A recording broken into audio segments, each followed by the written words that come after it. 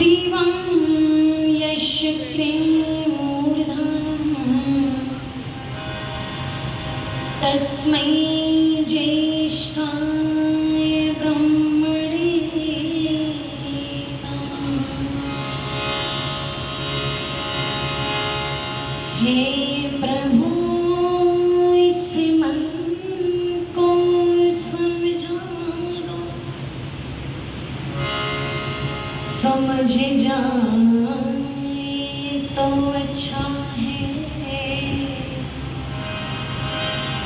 दया की दृष्टि से भगवन संवर जाए तो अच्छा है। बसा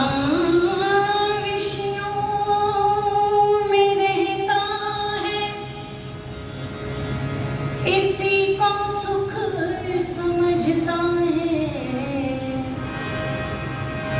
मैं चाहती हूँ इधर से रुख बदल जाए तो अच्छा है। इधर से रुख बदल जाए तो अच्छा।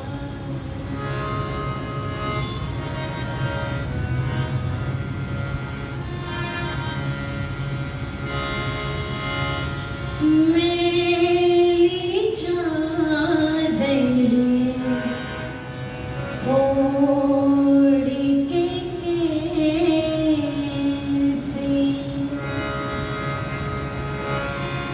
मेरी चादर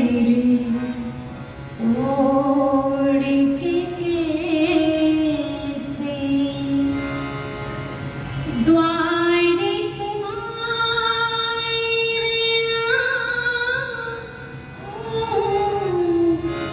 मेरी चादर ओढ़ के कैसे, मेरी चादर ओढ़ के कैसे द्वार तुम्हारे।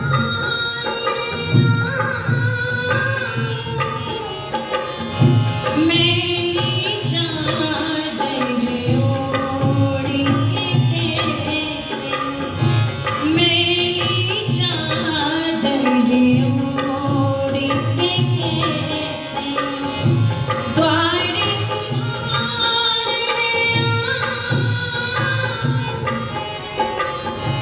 मेरी चादर ओढ़ के कैसे हे पावन परमेश्वर मेरे मन ही मन शर्मा।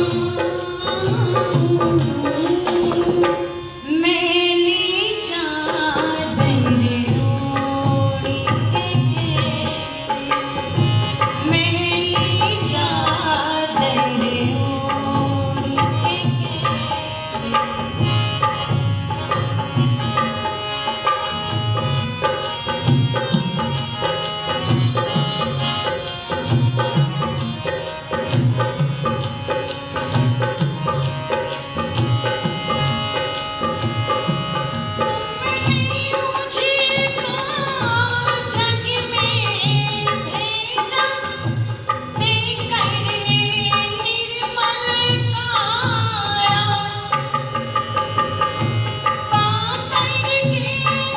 सुंदर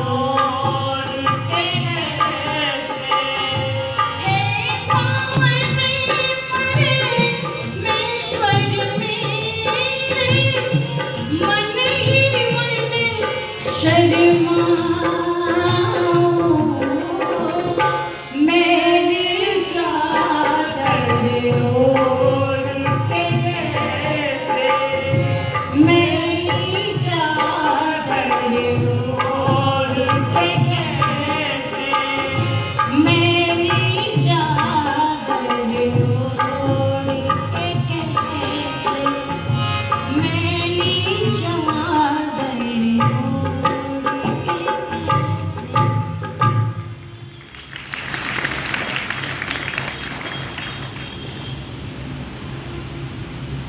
आदरणीय स्वामी जी, ब्रह्मानंद जी, मेरे से पहले जिनका बहुत सुंदर उद्बोधन आचार्य श्री सुना सुश्रुत श्याम शरण जी, आदरणीय बहन कनु आर्या ने बहुत सुंदर भजन पेश आपके गले में रखे। हमारा पूरा प्रेषक परिवार मंच पर विराजमान आदरणीय श्री धर्मवीर जी, पवित्र आर्य समाज के महान व्यक्ति जिन्होंने यज्ञ संपन्न कराया, आदरणीय माता मनोज आर्य जी, इस पवित्र आर्य समाज के प्रधान जी, मंत्री जी, कोषाध्यक्ष, सभी कार्यकारिणी के सदस्य, अधिकारी वृंद, धर्मनिष्ठ बंधुओं, पूजनीय वंदनीय मातृशक्ति विद्यालयों से पधारे हुए भाई और बहन,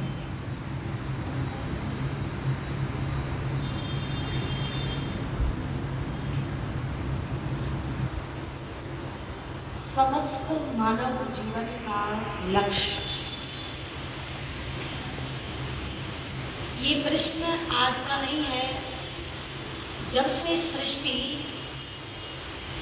बनी तब से ही ये प्रश्न आदिकाल से चलता हुआ आ रहा है।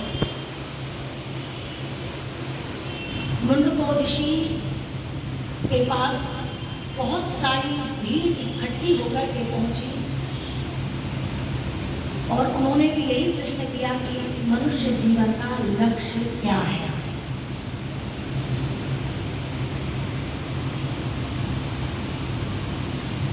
वो कहते हैं कि ऐसे सुख को प्राप्त करना है जिसमें किसी भी प्रकार की कोई बाधा ना हो। ऐसे सुख को प्राप्त करना जो बहुत थोड़े समय के लिए ना हो। ऐसे सुख को प्राप्त करना जिसमें कोई बाधा ना हो। ऐसे सुख को प्राप्त करना जो लगातार बना है। और वो सूत्र लिखते हैं, प्रणवो धनु सरोहि आत्मा ब्रह्म तत्व लक्ष्य उच्यते। प्रणवो ओम, धनु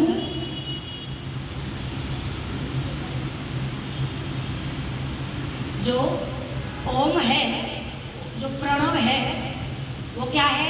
धनुष है। क्या है? प्रणव, धनुष।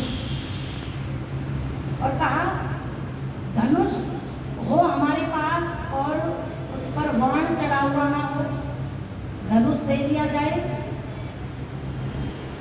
प्रणवो धनु, धनुष है, उस धनुष पर बाण ना चढ़ाया जाए तो वो धनुष किसी काम का है? धनुष किसी काम का नहीं अगर उस पर बाण चढ़ा हुआ ना हो। तो कहा सरोहि आत्मा, उस धनुष के ऊपर क्या चढ़ाना है? आत्मा रूपी बाण चढ़ाना है। धनुष भी हो, बाण भी हो और सामने लक्ष्य ना हो तो बोलो वो धनुष और बाण किसी काम का है बहनों? तो कहा ब्रह्म तत्व लक्ष्य उच्यते, अपना लक्ष्य इस परमपिता परमात्मा को बना लो। समस्त मानव जीवन का लक्ष्य क्या स्पष्ट हुआ? उस पिता परमात्मा की प्राप्ति। जिसको प्राप्त करने के बाद कुछ अप्राप्त नहीं रह जाता, जिसको जानने के बाद कुछ भी जानने योग्य नहीं रह जाता। इस श्रावणी उपाकर्म पर्व ऋषि मुनि निर्जन वन में अपने आश्रमों में रह करके ईश्वर की उपासना साधना उस परम लक्ष्य को प्राप्ति के लिए जाया करते थे। और इस सावन के महीने में जो है वो आकर के जन समूह में बैठ करके ईश्वर को प्राप्ति के साधन उपासना उसके गुणों का बखान जो है इसका मनाने का एक और विद्वानों ने कि जब श्रावणी उपाकर्म आए तो यज्ञोपवीत संस्कार जिनका नहीं हुआ है उनका होना चाहिए, और जिनका हो चुका है पहले तो वो अपना यज्ञोपवीत वर्ष में एक बार गंगा हो जाता है, उसको उतार के दूसरा यज्ञोपवीत धारण कर सकते हैं। उसी श्रावणी उपाकर्म का ये जो बिगड़ा हुआ रूप है उस सत्य से कुछ इस यज्ञोपवीत को तीन धागे का है, 3 इसमें सूत्र हैं। इसको कई बार हम रक्षा सूत्र के नाम से भी बोल देते हैं। तो ये श्रावणी उपाकर्म जब ईश्वर को पाने के लिए वेद स्वाध्याय यज्ञ सत्संग ऋषि मुनि करते थे तो रक्षा सूत्र पहनते थे, यज्ञोपवीत संस्कार होते थे। तो इसी में से ये जो है चिपका हुआ एक रूप को रक्षा बंधन का लोगों ने बनाना क्या कर दिया, स्वीकार कर दिया।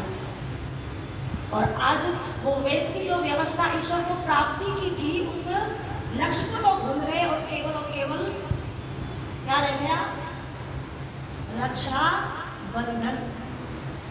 बहन जो है भाई की कलाई पर क्या बांधती है, राखी बांधती है, और भाई कुछ उसे जो है कुछ उपहार रूप में कुछ दान दक्षिणा दे देता है। तो इसका मतलब ये तो नहीं हुआ कि बेटी कमजोर है तो भाई जो है उसके लिए दान दक्षिणा दे रहा है ना। चंद्रयान 3 अभी सक्सेस हुआ, गया ना चंद्रमा पर। अच्छा बताओ, इसरो रिसर्च में जो वैज्ञानिक महिलाएं कार्य कर रही हैं दोनों, उनको किसी की सहायता की आवश्यकता है। पूरे देश के अंदर जो है सबके दिलों में छा गई, आकाश में उड़ करके आसमान में, नाम क्या था, कल्पना चावला। जब गीत गाती थी तो लोगों के मन में एक नई उमंग उत्साह पैदा हो जाता था। आज वो हमारे मध्य में नहीं रही, किंतु वो सबके दिलों में लता बन करके बोलो समा गई कि नहीं समा, सबके दिलों में लता बन करके समा गई। सबके दिलों में जो है आकाश में कल्पना चावला बन करके उड़ गई। अच्छा बताओ, उस बेटी को किसी की सहायता की जरूरत है, किसी की सहायता की जरूरत नहीं है। हाँ, विवाह जब संस्कार होता है, कल थोड़ी सी चर्चा मैंने की थी, परिवार तब बनता है जब स्त्री और पुरुष दो परस्पर मिलते हैं। उसमें जो है भाई पीछे खड़ा होकर के खील बहन के हाथ में भरता है। अच्छा आप जानते हो कि खील की ही आहुतियां लाजा हो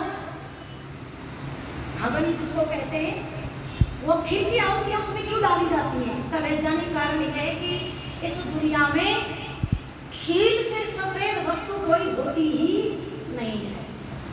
और उसका एक कारण है कि जो चावल हम खाते हैं ना, जो धान पैदा करता है किसान, पहले उसकी पौध तैयार करता है कि नहीं करता? उसकी पौध तैयार करता है, उस पौध को उखाड़ के दूसरे स्थान पर लगाता है। वो पौध जब तैयार हो जाता है उसको दूसरे स्थान पर लगाता है तो वो दूसरे स्थान पर फलीभूत होती है। ऐसे ही बेटी पैदा तो कहाँ होती है, पिता के कुल में होती है, किंतु फलीभूत कहाँ जा करके होती है, बोलो बहनों, पति के। इसलिए भाई जो है उन खीलों को बहन के हाथों में देता है और ईश्वर से प्रार्थना करता है कि परमपिता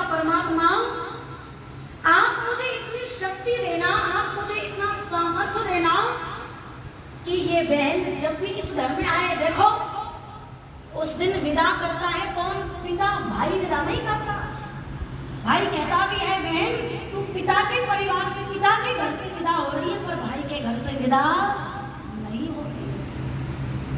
तू जब भी इस घर में आए तो मेरे अंदर इतनी सामर्थ, इतनी शक्ति हो, ईश्वर मुझे इतना सामर्थ प्रदान करे कि तू जब भी रक्षाबंधन पर, तीज त्योहार पर इस घर में आए तो मैं उचित मान सम्मान, दान, दक्षिणा देकर के तुझे ससुराल के लिए विदाई दे सकती।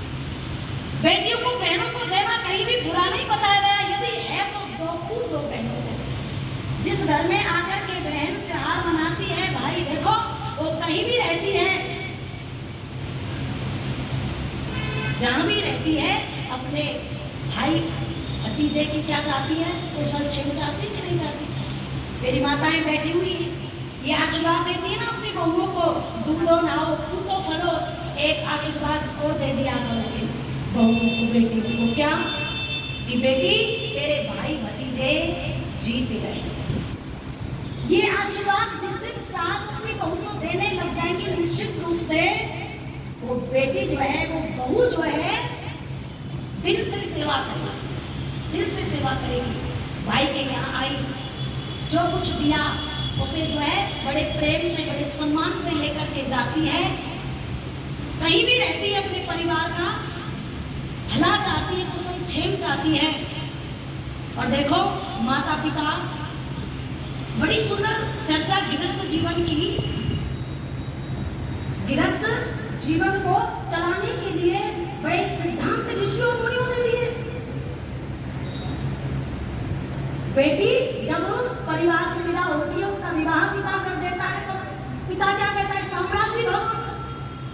बेटी तो क्या बन जाना, साम्राज्य बन जाना। साम्राज्य बनने का मतलब क्या है, जिस परिवार में तू जा रही है, उस परिवार के सदस्यों के दिल पर, मन पर अपना राज्य कायम कर लेना, स्थापित कर लेना। जिस पति के परिवार में तू जा रही है, उस पति के भाई बहन के मन पर, माता पिता के मन पर जिस दिन तू राज्य स्थापित कर लेगी मन पर, उस दिन तू क्या बन जाएगी, साम्राज्य बन जाएगी। और ये जो राज्य स्थापित होता है ना मन पर, ये सुंदरता से नहीं होता, ये दहेज से नहीं होता, और ना ये साड़ी गहने ले जाने से होता। ये एक ही तरीके से होता है, जब बेटी ससुराल में जाकर के अच्छा व्यवहार करती है, त्याग समर्पण करती है, मीठा मधुर बोलती है, तो वो क्या बन जाती है, साम्राज्य बन जाती है। इसलिए माता पिता कहते हैं, जाओ बेटी साम्राज्य भवन, उस परिवार में जाकर के क्या बन जाना, साम्राज्य। इसलिए बेटी को एक कुल का नहीं, कितने कुलों का दीपक कहा, 2 कुलों का दीपक कहा। अब एक गीत सुनाती हूँ कि छोड़ कर चली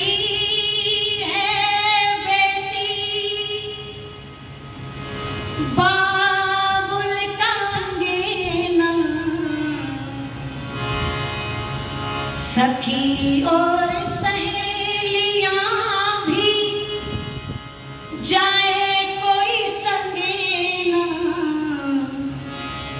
आने वाले शान रखना, अपने घर का ध्यान रखना, जिंदगी बिताना स्वाभिमान से, बोलना मधुर जैसे रहना, इस भांति रहना जाके ससुराल में, बोलना मधुर जैसे रहना, इस भांति रहना जाके ससुराल में, मान ये दुलारी मेरा कहना, इस भांति रहना जाके ससुराल में, बहुत कुछ पड़ेगा लाने सहना, पर कुछ ना कहना जाके ससुराल में, मांगे दुलारी मेरा कहना, इस भांति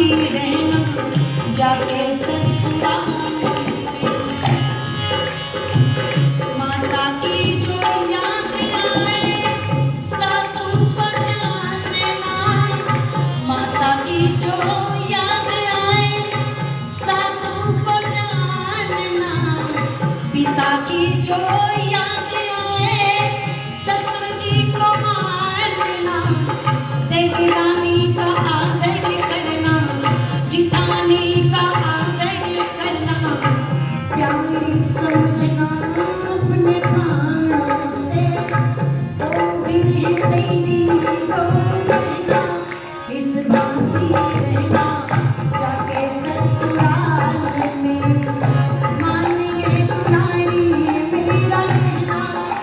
सुनाती रहना जाके ससुराल।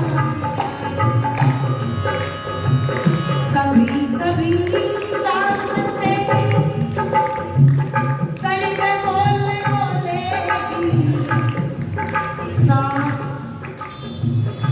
सास बताओ, सास जिसके कहने से सांस ही मुश्किल से आती है वो सास।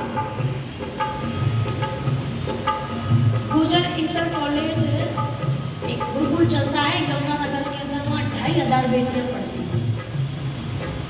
पिछले जमोगर में मैं कार्यक्रम में गई, 2500 बेटियां बैठी हुई। मैंने पूछा बहनों एक बात बताओ, इस दुनिया में सबसे खतरनाक जानवर कौन सा है? तो पता है एक स्वर में क्या आवाज आएगी जी? सास। सास से खतरनाक जंतु कोई इस दुनिया में नहीं है। देखो दो विधि है, एक है धर्म पूर्वक विधि और एक है अधर्म पूर्वक विधि। धर्म पूर्वक जो धर्मात्मा व्यक्ति है, जो ईश्वर को मानता है, जो आस्तिक है, वो साधना उपासना करता है। किसके लिए करता है? ईश्वर को प्राप्त करने के लिए, सुख के लिए। सुख के लिए ईश्वर की भक्ति करता है, योग करता है, ध्यान उपासना करता है। और एक चोरी करता है, चोर नास्तिक अधर्मी व्यक्ति, किसके लिए बोलो? सुख के लिए। अच्छा दोनों सुख चाहते हैं ना, चोर भी सुख चाहता है और धर्मात्मा योगी व्यक्ति भी सुख चाहता है। चोर चोरी करता है सुख प्राप्ति के लिए और धर्मात्मा व्यक्ति जो है योग साधना करता है बोलो सुख प्राप्ति के लिए। दोनों सुख चाहते हैं किंतु दोनों की विधि बोलो अलग है। एक ने धर्म पूर्वक विधि अपनाई हुई है और एक ने अधर्म पूर्वक विधि अपनाई हुई है। अधर्म पूर्वक विधि, एक बेटी सास से बहुत परेशान है, अपने घर गई। उसके पिता के एक मित्र थे वैद्य, उनके पास जाकर के कहती है वैद्य जी बहुत दुखी हुई, सास इतनी लड़ाकू मिली है, बात बात पर रोक लेती है, कोई ऐसा उपाय बता दो, मैं उस घर में या तो वो रहेगी और या मैं रहूंगी। वैद्य कहने लगा बेटी तू मेरे मित्र की बेटी है तो मेरी बेटी है, तेरा दुख मेरा दुख है, तू चिंता मत कर। मैं कुछ पुड़िया बना करके तुझे दे रहा हूँ, 3 महीने तक ये पुड़िया तुझे अपनी सास को सुबह शाम भोजन में देनी है। और 3 महीने के बाद तेरी सास वो ज्यादा काम तो तू चाहती है ना, रहेगा वहां सुनना बचेगी पर कुछ शर्त है। बोले क्या बेटी? आप जो बोलोगे वो करोगे। बोले एक तो भोजन स्वादिष्ट बनाना है, सुबह शाम दोनों समय बहुत अच्छा भोजन जिससे खा करके प्रफुल्लित हो जाए। और एक और बात का ध्यान रखना, अच्छा व्यवहार करना, मीठा बोलना है, लड़ाई झगड़ा नहीं करना। वो चाहे कुछ भी कहे पर तू शांत रहना, तू चुप रहना, तू कुछ मत बोलना। बोले बेटी कोई ऐसा उपाय नहीं हो सकता कि एक साथ में जो है जाते करना टूट जाए? बोले ऐसा विश्व भी दे सकता हूँ किंतु पूरा का पूरा एग्जाम तेरे ऊपर आ जाएगा एकदम से कर देगा, इसलिए मैं मंद विष दे रहा हूँ, स्लो पॉइजन, जो धीरे धीरे असर करेगा। तेरा व्यवहार जब बदलेगा तो फिर किसी को शक नहीं होगा कि बहू सास को मार सकती है। कहते ही लेकर के वो ससुराल आ गई, भोजन बनाया, एक पुड़िया शाम को एक पुड़िया सुबह दोनों समय देने लगी। कहते हैं 1 महीना पूरा व्यतीत हो गया। सास कुछ भी कहती ये पलट करके उत्तर नहीं देती, लड़ती झगड़ती नहीं है, बुरा नहीं बोलती, बड़े प्रेम से जो है ये पुड़िया दिए जा रही है। सास ने देखा कि बहू के अंदर तो परिवर्तन आ गया। बहू के अंदर जब परिवर्तन देखा तो इस सास का हृदय भी परिवर्तित हो गया, बदल गया।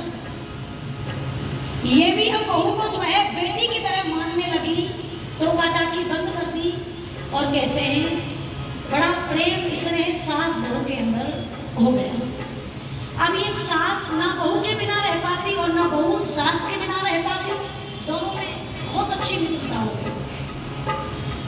इस बहू का जो है वो माथा जो है, बुद्धि जो है बदल गई। अरे ये तो बहुत अच्छी सास है, अगर ये मर गई तो फिर ऐसी सास कहाँ मिलेगी। दौड़ी दौड़ी उस वैद्य के पास गई और कहती है, वैद्य जी, जो स्लो पॉइजन की पुड़िया आपने दी थी मंद विष, 1 महीना हो गया देते देते, पर अब वैद्य जी मैं अपनी सास को मारना नहीं चाहती। वो तो बड़ी अच्छी है, उसका तो हृदय परिवर्तन हो गया, मेरा हृदय परिवर्तन भी हो गया। अब मैं नहीं चाहती कि मेरी सास मरे।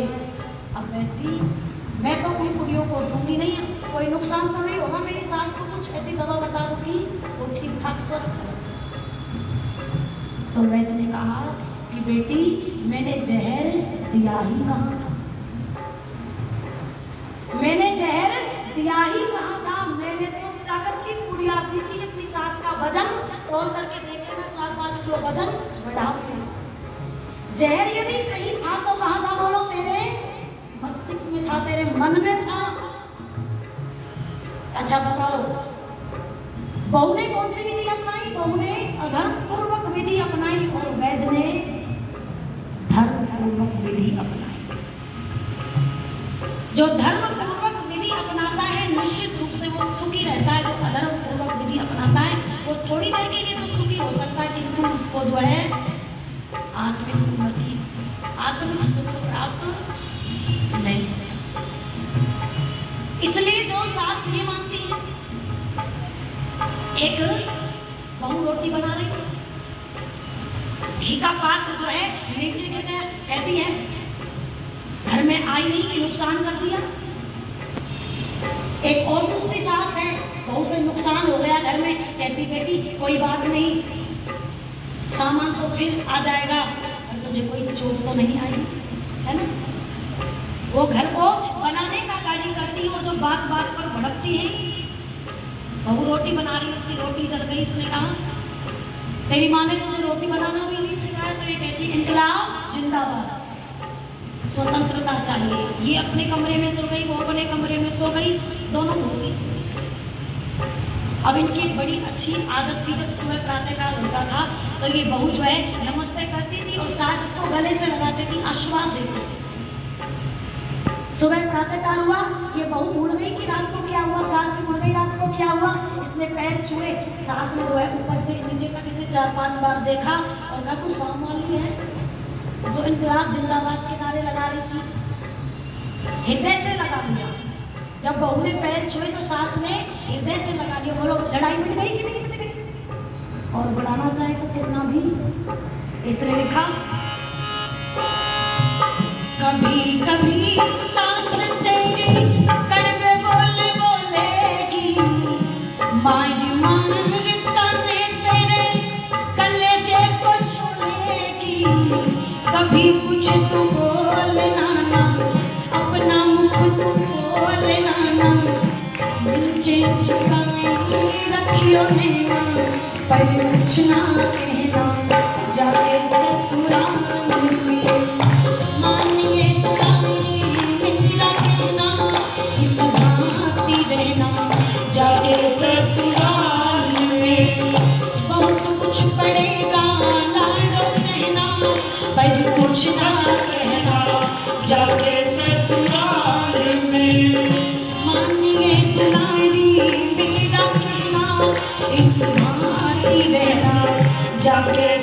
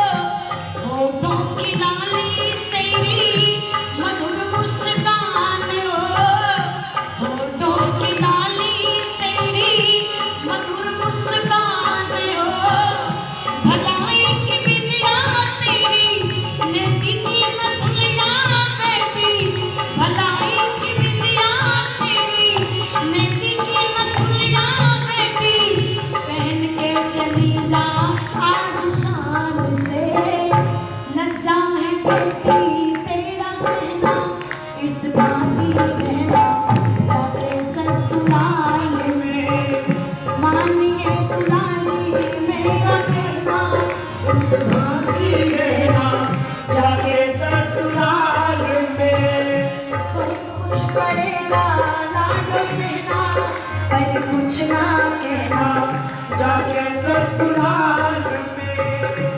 आए अतिथि उसका करना सत्कार तू, आए अतिथि उसका करना सत्कार तू, जोड़ करके रखना अपना सारा परिवार तू, जोड़ करके रखना अपना सारा परिवार तू। सुबह शाम संध्या सुगंधी से भरना भवन, लगन लगाना भगवान से, प्रभु सामने बोले कोई है ना, इस भांति रहना जाके ससुराल में। प्रभु सामने बोले कोई है ना, इस भांति रहना जाके ससुराल में। मानिए दुलाई मेरा कहना, इस भांति रहना जाके ससुराल में, इस भांति रहना जाके ससुराल में, इस भांति रहना जाके ससुराल में, इस भांति रहना जाके ससुराल में। कंठ श्री कंठ तेरा कोयल के समान हो, और होठों की लाली तेरी मधुर मुस्कान हो। भलाई की बिंदिया तेरी नेति की नथुलिया बेटी, पहनकर चली जा बड़ी शान से।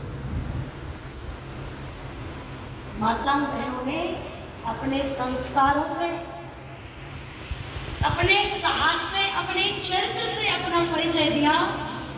आज बहने छोटे छोटे वस्त्र पहन करके टीवी पर फहराता है, ये परिचय नहीं है मेरी बहनों का।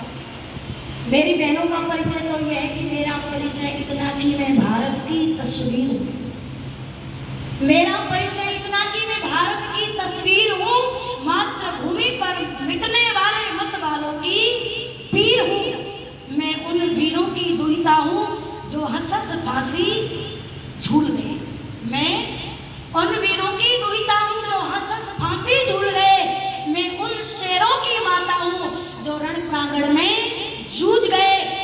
मैं जीजा की अमर सहेली पन्ना की प्रतिछाया हूँ, और हाड़ी की हूँ अमिट निशानी मैं जसवंत की माया हूँ। कृष्णा के कुल की मर्यादा लक्ष्मी की शमशीर हूँ। मेरा परिचय इतना कि मैं भारत की तस्वीर हूँ। मेरा परिचय इतना कि मैं भारत की तस्वीर हूँ। इसलिए वो गीत की पंक्तियाँ मुझे याद आती है क्या, कि नारी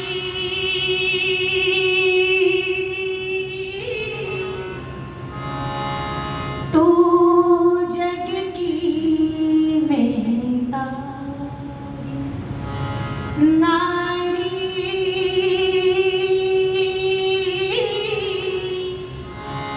तू जग की मेहता, नारी